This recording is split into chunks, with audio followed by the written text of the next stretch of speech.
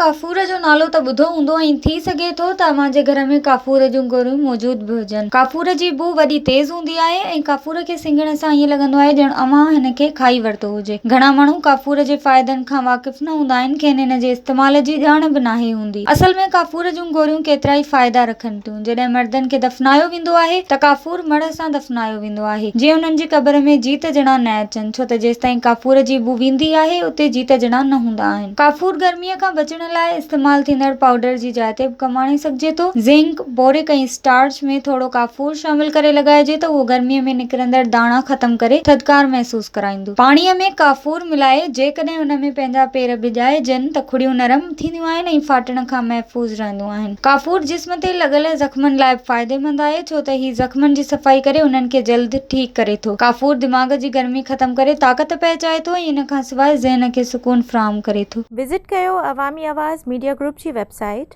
awamiawaz.pk